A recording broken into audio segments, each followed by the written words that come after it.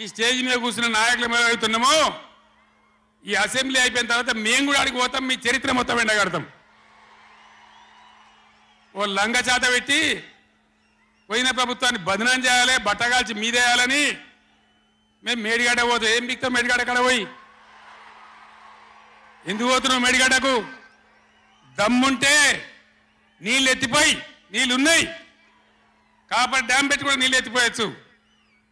రైతుల ఈ కేసీఆర్ని బదనాం చేయాలని ఒక దుష్టబుద్ధి పెట్టుకొని రైతుల పొలాలను కొడతారా?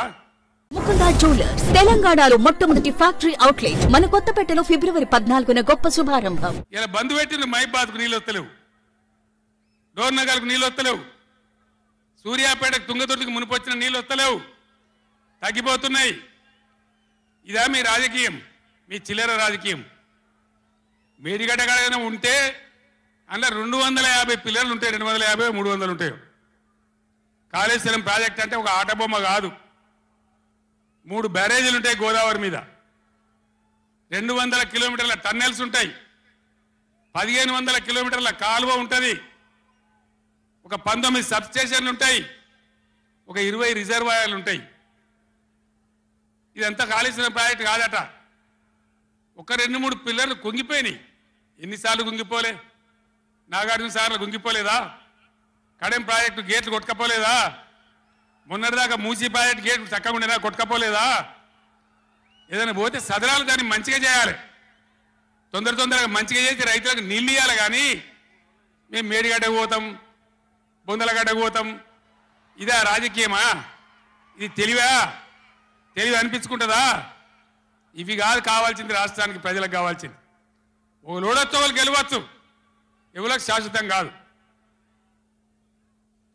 మళ్ళా డబల్ స్పీడ్తో మేము అధికారంలోకి వస్తాం.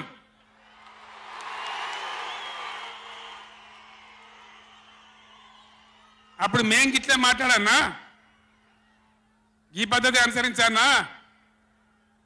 మిగిలితారా మీరు నశంలకు కూడా? ఈ అహంకారంతో, దుర్మార్గమైన విధానంతో నదుల నీళ్ళ మీద నీకు అవగాహన లేదు. నన్ను అడగనట్టు నేను చెప్పు కదా.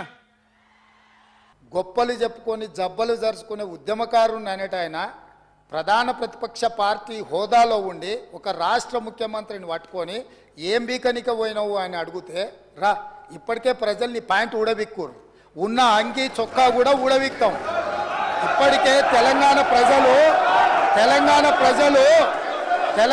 ప్రజలు మొన్న జరిగిన ఎన్నికలలో మీ పాయింట్ ఊడబిక్కిరు. ఇవాళ ఆ పాయింట్ ఊడబీకితే చెప్పుకునే దిక్కు లేక బొక్కబోర్లో పడితే బొక్కలు ఇరిగినాయి మీకు. అయినా మీ బుద్ధి మారలేదు. ఒక ముఖ్యమంత్రిని పట్టుకొని ఏం బీకనిక పోయినావని అడుగుతారా అధ్యక్ష? ఇది పద్ధత? ఈ రాష్ట్రం 4 కోట్ల ప్రజలు ఓట్లేసి గెలిపించిన ముఖ్యమంత్రిని పట్టుకొని ఏం బీకనిక పోయినావని అంటారా అధ్యక్ష? ఇదేనా తెలంగాణ సాంప్రదాయము? ఈరోజు నేను మళ్ళీ అడుగుతున్నా అధ్యక్ష, ఈరోజు మేడిగడ్డ మేడి పండులాక కుంగిపోతే మేడిగడ్డల నీళ్లు నింపడానికి అవకాశం ఉందా అధ్యక్ష? ఇవాళ మీరే సాగునీటి పారుదల శాఖ మంత్రులుగా పనిచేసారు కదా. చంద్రశేఖరరావు గారు, హరీష్ రావు గారు ఇద్దరు సాగునీటి పారుదల శాఖ మంత్రిగా పనిచేసారు కదా అధ్యక్ష. ఈరోజు వాళ్ళకే పెత్తనం ఇస్తాం, వాళ్ళనే చేయమని ఉండ్రి. ఈరోజు ఏ రకంగా మేడిగడ్డలో నీళ్లు నింపుతారో, మేడిగడ్డ నుంచి నీళ్లు ఎత్తి అన్నారంలో పోస్తారో, అన్నారంలో నుంచి సుందీలలో ఎట్లా పోస్తారో బాధ్యత వాళ్ళని తీసుకోమని ఉండ్రి అధ్యక్ష. మొత్తం కుంగిపోయి కుప్ప కూలిపోతుంటే ఈరోజు అక్కడ నీళ్లు నింపడానికి ఏమాత్రం అవకాశం లేక పూర్తిగా ప్రాజెక్టు దెబ్బతిని ఖర్చు పెట్టిన 94,000 కోట్ల రూపాయలు వృధా అయిపోయి ఈరోజు మొత్తం ప్రాజెక్టే దెబ్బతిన్న పరిస్థితుల్లో ఈరోజు ప్రజల దగ్గరికి వెళ్ళి సమాధానం చెప్పుకోలేక శాసనసభకు రావాల్సిన ఉపనాయకుడు ఇక్కడ సభలోకి రాకుండా పారిపోయి ఈరోజు చర్చ చేద్దామంటే రాకుండా ముఖ్యమంత్రి గారిని పట్టుకొని ఇట్లా మాట్లాడొచ్చా అధ్యక్ష? అందుకే నేను ఒకటే మాట అడుగుతున్నా, మీరు ఇవాళ చర్చకు సిద్ధమైతే పిలువండి. మీ పార్టీ నాయకుడిని, మీ సభాపక్ష నాయకుడిని చర్చ చేద్దాము. రేపు సాయంత్రం వరకైనా కాళేశ్వరం ప్రాజెక్టు మీద, గోదావరి జలాల మీద ఈ ప్రభుత్వం చర్చ చేయడానికి సిద్ధంగా ఉంది. పారిపోయి ఫామ్ హౌస్లో వండుకొని ప్రతిపక్షాలుగా బాధ్యత నుంచి తప్పించుకొని మీ అవినీతి బయటపడుతుందని, కాళేశ్వరంలో మీ దోపిడీలో జైలుకి వెళ్లాల్సి వస్తుందని కేసీఆర్ను చంపుతారా అంటారు. ఎవరికి అవసరం ఉంది అధ్యక్ష చంపాల్సిన అవసరం? సచిన పావును ఎవడైనా చంపుతారా అధ్యక్ష? మొన్నటి ఎన్నికలలో ప్రజలు ఆ పావును చేత్తో కాదు కట్టెతో కొట్టిరు అధ్యక్ష. ఆ పాము ఆల్రెడీ సచ్చింది. సచిన పావును చంపాల్సిన అవసరం మాకే ఉంది అధ్యక్ష. ఈ రోజు సానుభూతి కోసము వీల్ చైర్ నాటకాలు, వీధి నాటకాలు ఏంటి అధ్యక్ష ఇది?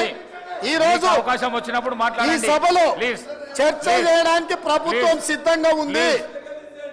నిజాయితీ ఉంటే, మీరు అవినీతికి పాల్పడకపోతే, మీరు చెప్పినట్టు మేడిగడ్డలో 2, 3 పిల్లర్లు కుంగిపోతే దాని మీద తీసుకోవాల్సిన నిర్ణయాల మీద మాజీ ముఖ్యమంత్రి గారు చంద్రశేఖరరావు గారిని సభలోకి రమ్మనుండ్రి. చర్చ చేయడానికి ప్రభుత్వం సిద్ధంగా ఉంది. పారిపోయి అక్కడెక్కడో పోయి ఆడేదో ప్రగల్భాలు ఏంది అధ్యక్ష? రమ్మనుండ్రి సభకు. వాస్తవాల మీద చర్చ చేస్తాం, మొత్తం ఇక్కడ పెడతాం. ఇవాళ ఆయన తప్పించుకుంటాడు, ఈయన వచ్చి ఈడ కొత్త మాటలు చెప్తాడు ఈడ.